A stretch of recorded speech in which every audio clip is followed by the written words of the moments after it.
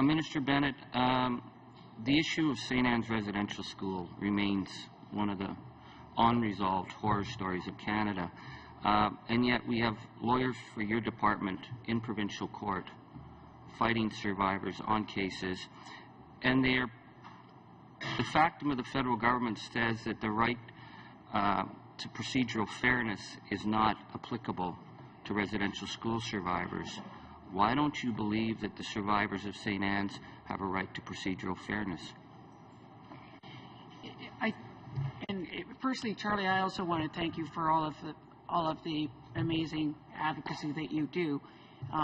And yesterday, when we had our interchange in the House, I misunderstood which of the cases that you were talking about.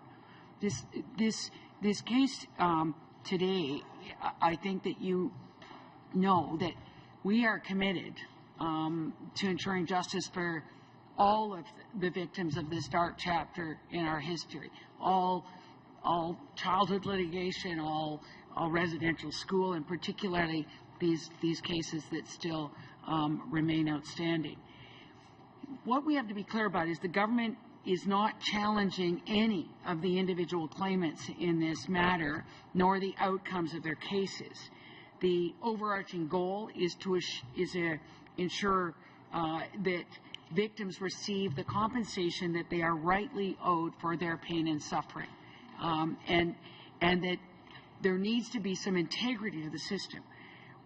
What's been happening up till now is the adjudicator has been making inconsistent and at times contradictory decisions when applying the legal concept of procedural fairness.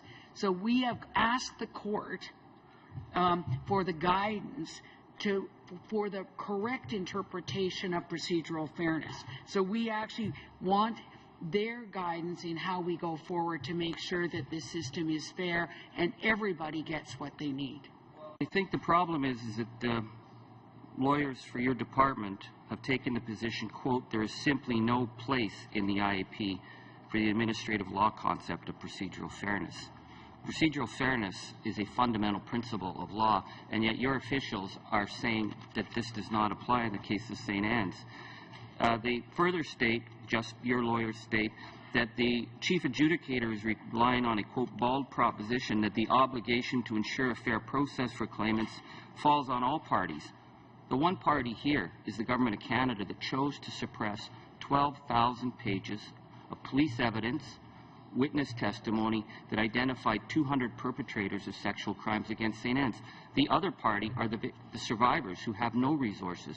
So why is it that you would have lawyers in court saying that their right to procedural fairness does not exist?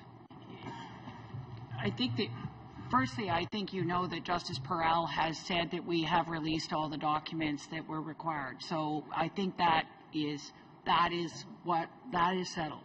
I think what we are in court now doing is determining what is the application, or what is the actual definition that could be implemented on procedural fairness in cases, because of the adjudicator using it differently in different cases, and we need guidance so we can achieve fairness for everybody.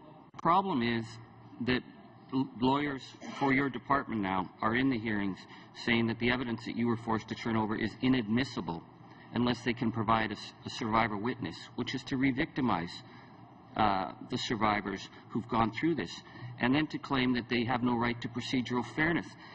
Minister, this goes back to the decision that was made high up to suppress evidence. And for the life of me, I cannot figure out why this was allowed to happen.